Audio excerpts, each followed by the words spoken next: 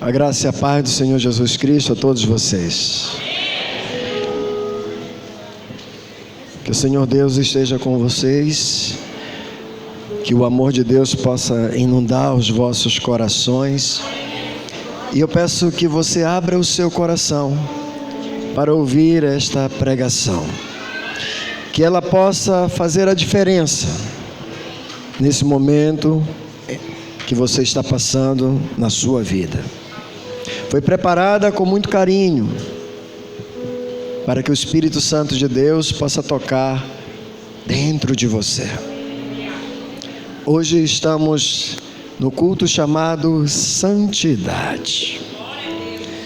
E por isso eu quero pedir a vocês que dê uma salva de palmas para o Senhor Jesus e diga glória a Deus. Diga glória a Deus. Diga glória a Deus, igreja. Diga glória a Deus. Santidade. Sede santo, como eu sou santo. Você pode repetir isso aqui? Sede santo. Esse texto está registrado no livro de Pedro, capítulo 1, verso 16. A primeira carta de Pedro traz esse texto, mas na verdade ele é uma referência a um texto de Levítico, aonde Deus fala com o povo de Israel: vocês precisam ser santos, porque para andar comigo tem que ser santo, porque eu sou santo. Vocês não podem ser iguais aos outros povos. Vocês têm que ser diferentes. Vocês precisam ter algo diferente que vem diretamente de mim. Por isso eu estou dizendo: sede santo, porque eu sou santo. Vocês vão perceber que ser diferente do mundo e ser semelhante a Deus é a melhor coisa que pode acontecer. Porque todo mundo que anda segundo o mundo vai perecer, mas aqueles que andam segundo a vontade de Deus cantarão o hino da vitória. Vai chegar um momento em que todo mundo vai perceber que o comum, que o normal não serve. É preciso ser sobrenatural. Todo mundo vai perceber que você é diferente, que você reflete a glória de Deus. E as portas se abrirão para você, simplesmente porque você é santo como o seu Deus, que é santo. Essas palavras todas encontramos na Bíblia. A Bíblia, ela é o nosso manual da fé, cheia de histórias, de vitórias e derrotas, de momentos de guerra, de momentos de paz, de alegria, de festa, de tristeza. É a história da humanidade para com Deus. Ela é dividida em duas partes. Eu não sei se você sabia, mas a Bíblia é dividida em duas partes. Uma delas é conhecida como o Velho Testamento e a outra é conhecida como o Novo Testamento. Alguns dizem a Velha Aliança e a Nova Aliança. O que separa elas é o nascimento de Jesus. Na verdade, o nascimento de Jesus não somente separa o Novo e o Velho Testamento, mas também separa a história das nossas vidas, antes e depois de Jesus nascer no seu coração. O Velho Testamento tem 39 livros. O Novo Testamento tem 27 livros, totalizando 66 livros, cheios de bênção para você. 66 livros dizem que é a arma mais poderosa do universo. Nações tremem perante a palavra. Reis tentaram destruí-la, mas ela permaneceu firme até os dias de hoje. a arma mais poderosa que Deus podia dar a um ser humano, Ele entregou para você.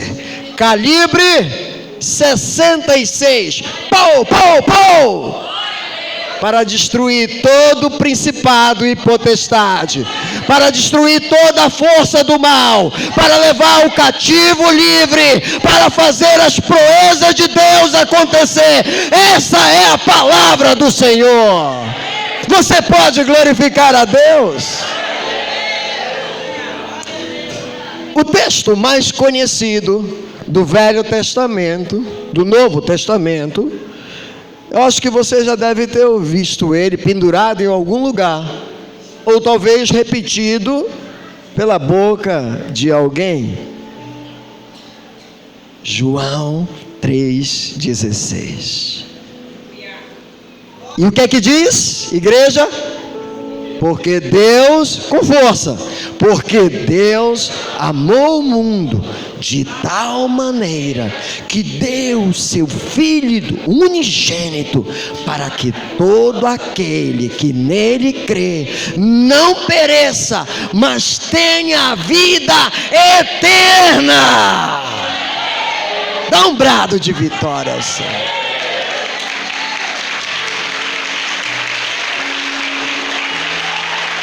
Essas palavras enchem o nosso coração de esperança. É o texto mais conhecido do Novo Testamento.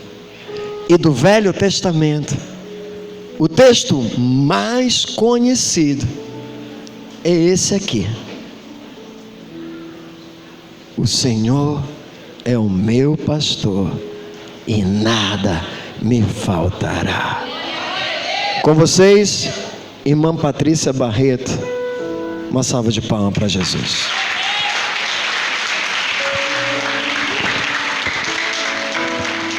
A paz, igreja. O Senhor é o meu pastor. Salmo de Davi. O Senhor é meu pastor, nada me faltará. Ele me faz repousar em pastos verdejantes. Leva-me para junto das águas de descanso. Refrigera-me a alma. Guia-me pelas veredas da justiça, por amor do seu nome. Ainda que eu ande pelo vale da sombra da morte, não temerei mal nenhum, porque tu estás comigo, e o teu bordão e o teu cajado me consolam. Prepara-me uma mesa na presença dos meus adversários. Unge-me a cabeça com óleo, o meu cálice transborda. Bondade e misericórdia certamente me seguirão todos os dias da minha vida, e habitarei na casa do Senhor para todo o sempre.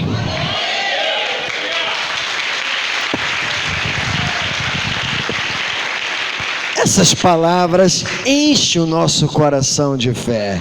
Você concorda comigo?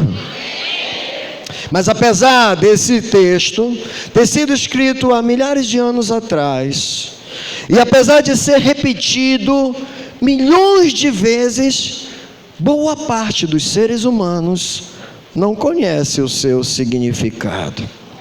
Os homens não entendem o verdadeiro significado do Salmo 23. E eles mudam o seu significado. De ao invés de dizer, o Senhor é meu pastor e nada me faltará, eles vivem como se eles fossem o seu próprio pastor e tudo lhe faltará. Você conhece o Salmo do pastor? O Salmo 23? O Salmo do pastor?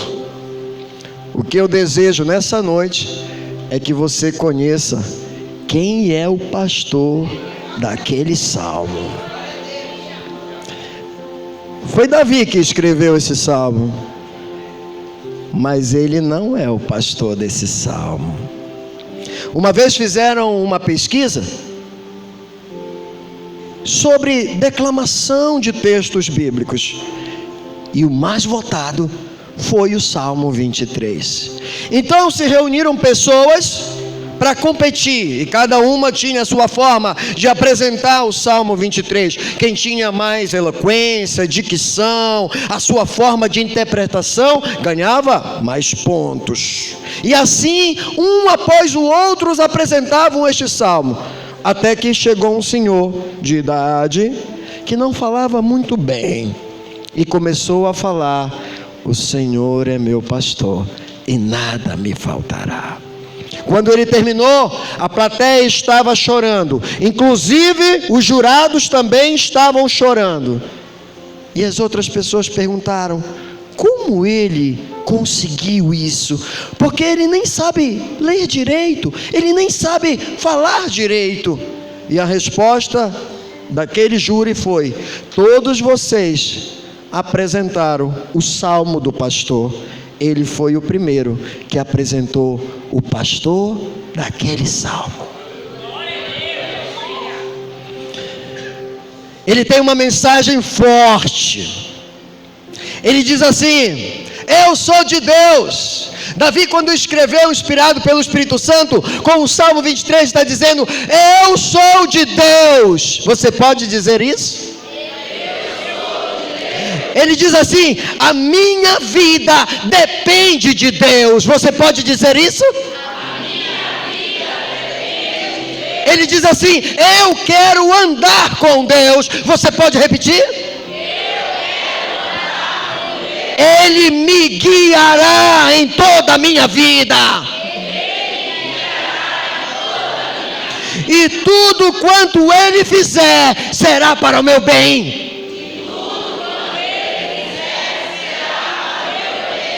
Agora só repita essa última frase, se você quiser, se você realmente acreditar.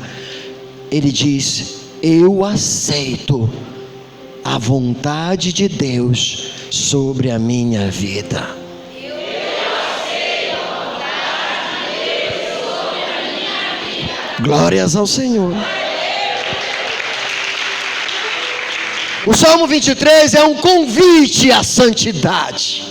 O Salmo 23 é um convite para andar com Deus. Lá naquela região onde o Salmo foi escrito, as ovelhas, não congela não, tá? As ovelhas, elas ficam guardadas em aprisco, perto da casa do pastor. O pastor guarda elas depois de um dia todo, e elas ficam guardadinhas pertinho do seu pastor, e lá elas passam a noite toda em segurança. Mas olha, de manhã ele tem que sair com aquelas ovelhas e procurar lugares que tenham água, e esses lugares, eles não são perto, eles são longe. Oásis que pela graça de Deus tem naquele lugar, mas com uma certa distância. Então logo pela manhã, depois que ele toma café, depois que ele faz a sua alimentação, ele pega todas as suas ovelhas e vai em rumo a buscar água e pasto para elas. No meio existe um deserto, uma casa segura, um lugar de alimentação, mas no meio existe um deserto. As ovelhas, elas são coletivas, como nós seres humanos, não gostam de viver sozinhas, elas sempre andam em grupo, como nós também. Não é bom para elas estarem sozinhas, risco inclusive de morrer, inclusive como nós também. Os pastores que conduzem as ovelhas, é muito comum naquela região, pode passar, irmão, fica olhando para mim, tá? Muito comum naquela região, pastores saírem de dupla, sempre um mais velho e outro mais novo, ou uma mulher mais velha com um rapaz mais novo, ou um homem mais velho com um homem mais novo. E por quê?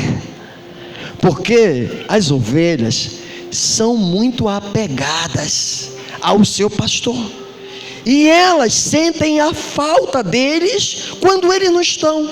igualzinho o seu cachorro. Quando você chega em casa, ele chega e mostra toda a alegria. E se você não voltar, ele vai ficar lhe esperando lá até você voltar. E se você não voltar, ele vai adoecer. Cachorros morrem de saudade. Eles não comem, não bebem, se não tiver a presença do seu dono. As ovelhas também são assim. Por isso, elas se acostumam tanto com os seus pastores, que é preciso colocar um segundo, para que ela, caso aconteça alguma coisa com o pastor, o outro possa ter a segurança de conduzi-las ao aprisco. Ovelhas com medo e triste não comem e nem bebem. Às vezes, quando elas estão estressadas, cansadas e com medo, é preciso que o pastor pegue água e ponha dentro da boca. É preciso que o pastor pegue a comida e ponha dentro da boca. Igual quando o seu cachorro, por exemplo, está doente, você tem que injetar água dentro da boca, colocar comida lá dentro da boca, o remédio dentro da boca. Ovelhas tristes e com medo são assim. A companhia do seu pastor dá segurança. A companhia do seu pastor dá paz, dá consolo. Mas como diz o Salmo 23, nem todo caminho é flor. Existem dias difíceis, que ele chama de vale da sombra e da morte. Vales assim lá naquela região. São lugares íngremes, difícil acesso, que facilmente algum predador poderia se esconder. As ovelhas, elas não gostam de passar por esses lugares, elas sabem do perigo e elas não conseguem caminhar. Elas inclusive formam filas indianas para passar por lá. E sabe o que acontece com aqueles pastores? Eles desenvolveram uma técnica para fazer as ovelhas confiarem e continuar caminhando. Sabe qual é a técnica que eles usam? Cantar. Eles tocam e cantam, e as ovelhas se acalmam e continuam caminhando, porque eles sabem que ainda que eu ande pelo vale da sombra e da morte, não temerei mal nenhum, porque a sua vara e o seu cajado me consolam. Que enche o nosso coração de esperança, porque Ele vive. Porque todos os fundadores de religiões do mundo morreram e estão sepultados.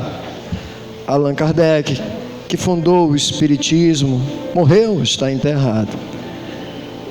Abraão, que fundou o judaísmo, morreu, está enterrado. Maomé, o islamismo, morreu, está enterrado. Joseph Smith, o mormonismo, morreu, está enterrado. Mas Jesus Cristo, que fundou o cristianismo, morreu e ressuscitou. E Ele está à destra de Deus Pai Todo-Poderoso. E é por isso, porque Ele vive, que eu posso crer que o amanhã será melhor. Você pode dar uma salva de palmas para o Senhor?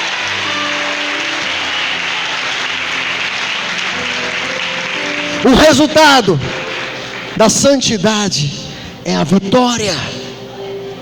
Meus inimigos verão a minha vitória. Os meus amigos se alegrarão na minha vitória. E o melhor de tudo é que no final eu estarei seguro na casa do Senhor para todo sempre. Amém!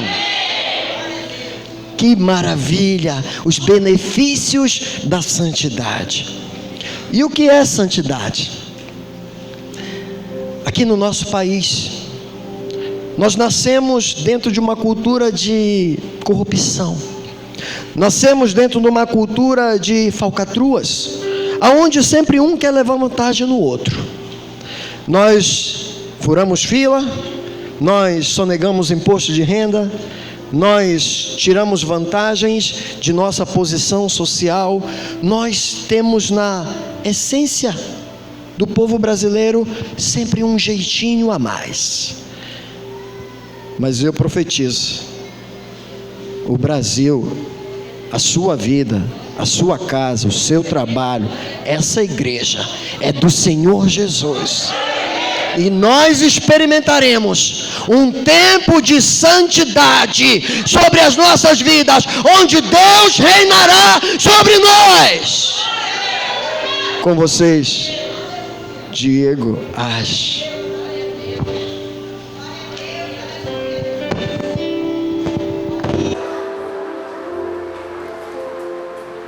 Meu coração está aos puros. Quantas vezes a minha esperança está sendo posta à prova? Por quantas provas ela terá sido passada? Tudo isso está aí no ar, nas malas, nas cuecas que voam entupidas de dinheiro, do seu dinheiro, que nós reservávamos para os nossos filhos, para os nossos meninos que eram mais pobres do que nós, para a saúde deles e dos pais deles. Esse dinheiro que viaja na bagagem da impunidade, eu não posso mais. Quantas vezes, meu amigo, meu rapaz, a minha confiança será tipo por prova? Quantas vezes a minha esperança ficará à espera no cais? É certo que tempos difíceis existem para aperfeiçoar o aprendiz, mas não é certo que a mentira dos maus brasileiros soquem o nosso nariz.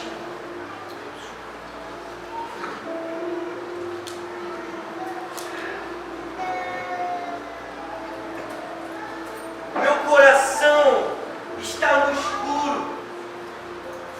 A luz, ela é simples, regada de conselhos simples do meu pai, da minha mãe, dos meus avós e dos justos que precederam. Não roubarás. Devolva o lápis do coleguinha. Ei, esse apontador não é seu. Ao invés disso, eles fazem com tantas coisas nojentas e torpes que tem se escutado.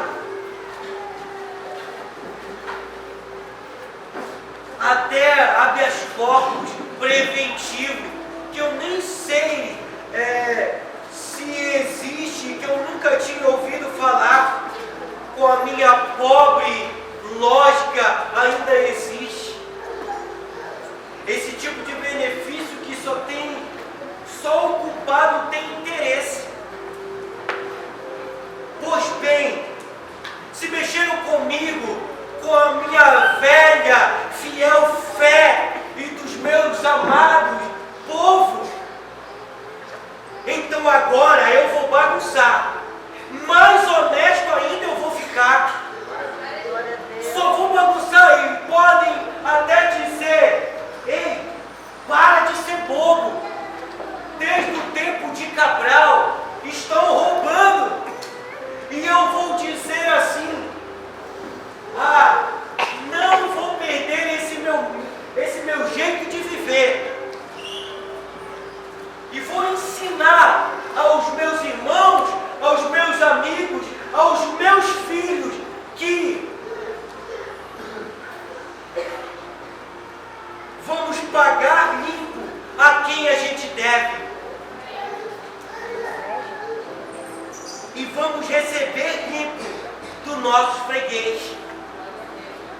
Com o tempo a gente consegue ser livre, ético e os cambal.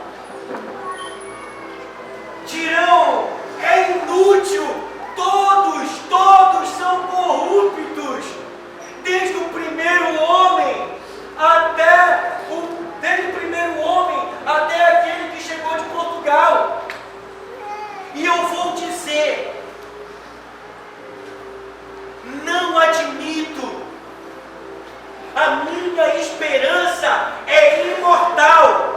Eu repito, ouçam, é imortal. Aleluia. Sei que eu não posso mudar o começo, mas tenho certeza que podemos mudar o final. Glória a Deus. Você não pode servir a dois senhores. Muitos acham que é possível servir a Deus e ao mundo ao mesmo tempo. O pecado faz separação entre vós e o vosso Deus, para que não vos ouça, assim disse Isaías. Eu vou lhe contar um segredo. Quando você está vivendo em pecado, as suas orações não são ouvidas para Deus. A única oração que Deus irá escutar de sua boca é a oração de arrependimento. Não adianta você pedir casa, carro, saúde, nada disso. Porque os vossos pecados fazem separação entre vós e o vosso Deus, para que não vos ouçam. Tem pessoas que não entendem isso. Querem servir a Deus e continuar pecando. Isso é impossível. Eu vou repetir, impossível. Portanto, a palavra de Deus diz: sede santo, porque eu sou santo. É obrigatório, povo de Deus. É imperativo, é necessário, é fundamental. Para viver com Deus, tem que ter santidade, tem que ter respeito. E eu já falei para você o que é respeito. É toda vez que você toma uma atitude, você leva em consideração o sentimento de alegria ou de tristeza no coração do outro. Se eu digo que respeito você, Lúcia, é porque toda vez que eu for tomar uma atitude, eu vou lembrar se você vai ficar triste ou se você vai ficar alegre.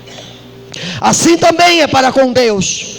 Toda vez que você for tomar uma ação, uma atitude, você vai lembrar se aquilo vai ou não alegrar o coração de Deus.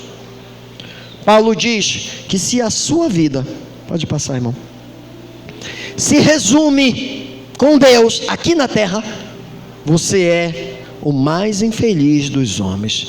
Se a nossa esperança em Cristo se limita apenas a esta vida, somos os mais infelizes de todos os homens, porque não vivemos nem o mundo e nem com Deus. Ficamos no meio, como se fôssemos morno, e os mornos Deus não se agrada, está ao ponto de vomitar pela garganta.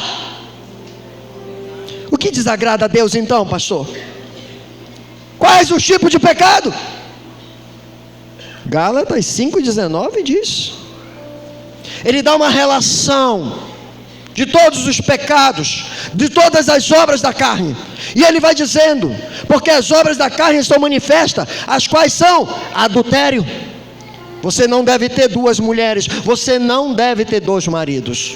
Você não pode jogar por terra a fidelidade da sua esposa ou a fidelidade do seu homem. Aquela pessoa que está lhe galanteando, aquela pessoa que está lhe procurando, ela não é de Deus para a sua vida. Seja fiel ao seu marido, seja fiel à sua esposa. Fornicação, sexo entre pessoas que não são casadas. O mundo diz para você experimentar antes de você casar. Pois eu lhe digo, o amor não é feito em sexo, o amor é feito em amor. O amor é a pureza do casamento. E isso, você sim pode experimentar. Impureza são todos aqueles pecados feitos na mente, aonde você produz na sua mente todas as situações que você não pode fazer fisicamente. Lá você maniquila mal sobre as pessoas. Você coloca lá na sua internet, no seu celular, pornografia. Você põe lá no seu computador, onde ninguém sabe, mas você está lá sempre colocando impureza na sua mente. Deus conhece a sua mente, sabe o que vocês têm feito. Lascívia é uma conduta desenfreada, onde você não respeita a regra, você faz as suas próprias regras, você não anda segundo as ordens, você não anda segundo o padrão, você sempre burla as coisas, e isso é lascívia. E diz mais, idolatria, quando você coloca Deus em segundo lugar, e você coloca qualquer outra coisa no lugar de Deus, seja você mesmo, sejam bens materiais, ou seja lá o que for, Deus deve ocupar o primeiro lugar da sua vida. Se não for assim, você está cometendo uma idolatria. Feitiçaria é todo sistema espiritual que não leva em consideração a palavra de Deus. Toda vez que você se envolve com o mundo espiritual que não leva em consideração a palavra de Deus, então isso é feitiçaria. Inimizades, porfias, divisões, todas essas coisas têm a mesma raiz: o ódio, a amargura. E isso não é agradável a Deus. Iras, brigas, divisões, heresias, inveja. Essa palavra às vezes você nunca concorda, nunca admite. Mas quantas vezes nós ficamos tristes com a alegria dos outros? E você diz para si mesmo: mas eu que merecia isso, eu sirvo a Deus, eu ando com Deus, porque Ele, que é pecador, tem mais do que eu. Isso é inveja. Inveja não é querer ter alguma coisa parecida com alguém, é querer ter aquela coisa de alguém. E eu confesso, por muitas vezes eu tive inveja. Talvez você não admita, mas muitas vezes está no seu coração. Homicídios, bebedices, glutonaria e coisas semelhantes a esta. Os que cometem tais coisas não herdarão o reino de Deus. Será que você tem algum deles? A palavra de Deus: examine-se o homem a si mesmo. Você mesmo deve se examinar. E eu quero contar uma história para você. Pode passar, irmão. Um dia, um garoto de 7 anos resolveu entrar no quarto dos seus pais.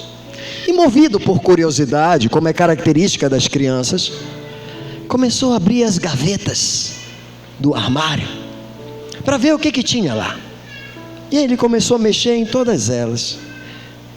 Até que ele levantou os olhos e viu lá em cima algumas caixas em cima do armário.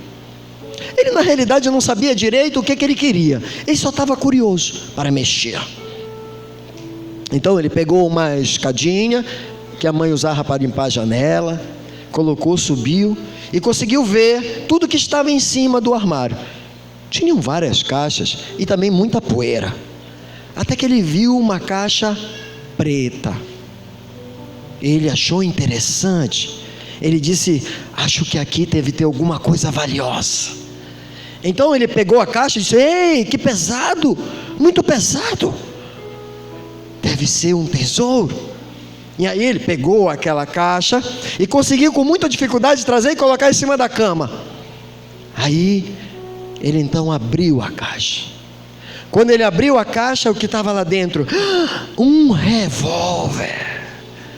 Um revólver, parecido com aqueles dos meus jogos eletrônicos, parecido com aqueles do filme. Ele é de verdade, é algo muito extraordinário. Eu preciso mostrar isso para os meus amigos, eles vão ficar fascinados.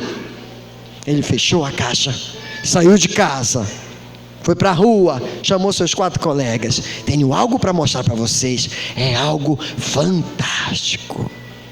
Ele abriu a caixa e todos disseram: ah, um revólver. E é de verdade, não é de mentira. O mais velho, então, cerca de 11 anos, falou: isso pode ser perigoso, deixa que eu vejo primeiro. Aí ele pegou o revólver, olhou e disse: não tem bala, está descarregado, não tem perigo nenhum. Apontou para um dos colegas e fez tec. Aí o outro caiu no chão fingindo: ah, você me acertou, você me matou. E todo mundo rindo. agora eu.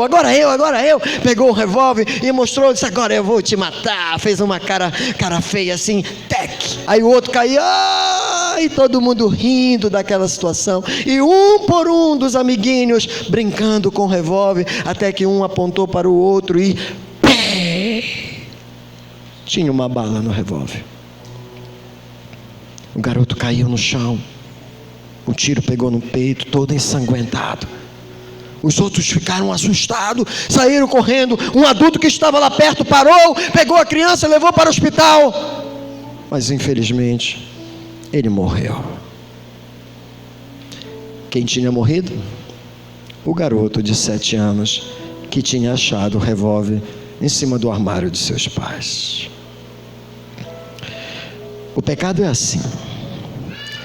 Ele chama você, cria um interesse para você, ele mexe com as suas emoções, ele quer que você desfrute daquele prazer, daquela alegria, quer que você mostre às vezes para todo mundo.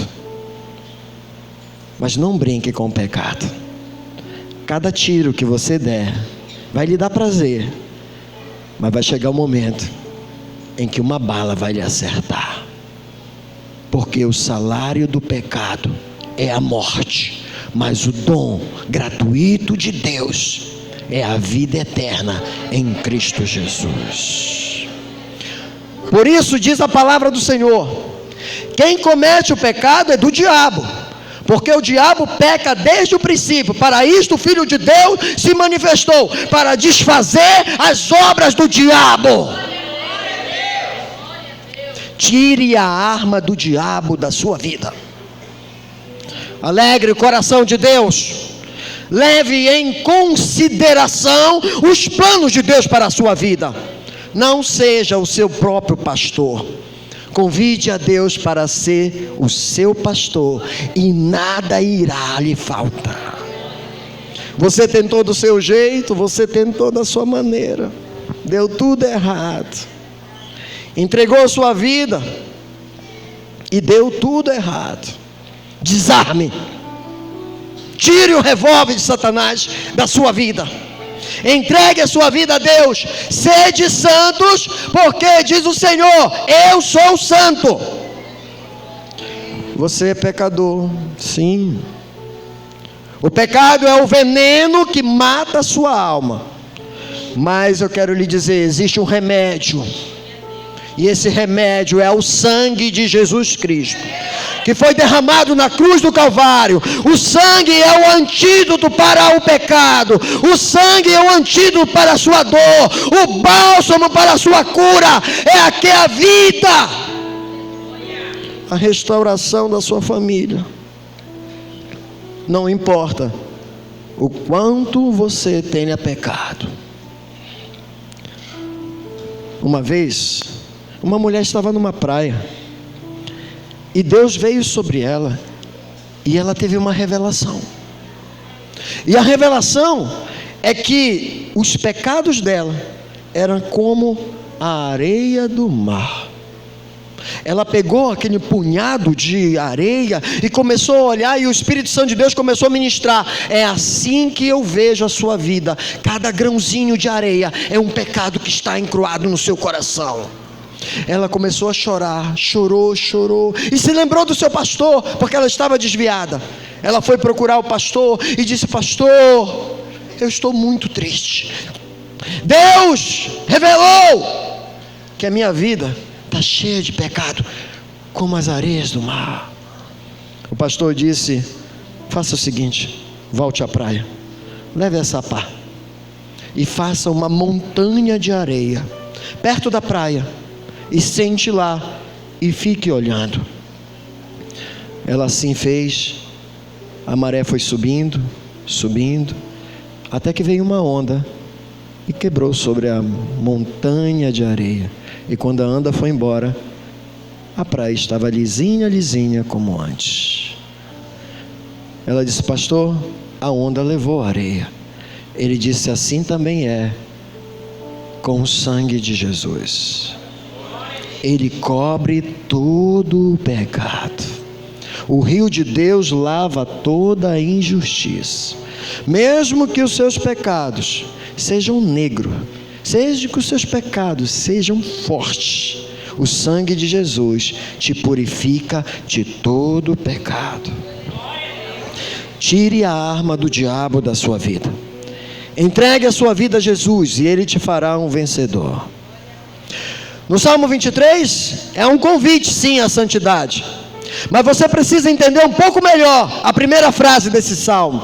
O Senhor é meu pastor e nada me faltará.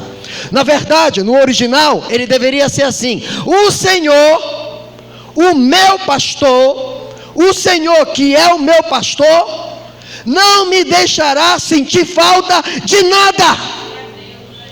Porque as pessoas pensam que pelo fato do Senhor ser o seu pastor, nada irá faltar. Significa então que você terá tudo, terá todos os bens, você nunca parará por dificuldade. Mas no original, o Senhor que é o meu pastor não me deixará sentir falta de nada. É diferente. É como o ditado que diz: eu não tenho tudo que amo, mas eu amo tudo que eu tenho. Se o Senhor for seu pastor, pode lhe faltar tudo, menos a presença do Senhor. E a presença dele é o suficiente para as nossas vidas. Chegou o fim do dia. As ovelhas já tomaram água, as ovelhas se alimentaram e é hora de voltar para casa. O pastor então pega as ovelhas, leva elas de volta para casa, põe no aprisco, fecha, e ele vai fazer a última coisa antes de dormir. É hora de contar as ovelhas. E ele começa: 1, 2, 3, 4, para que nenhuma falte. O Senhor está aqui. Cadê as ovelhas do Senhor? Você tem um pastor?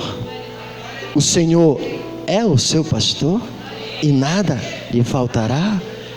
Se ponham de pé as ovelhas do Senhor.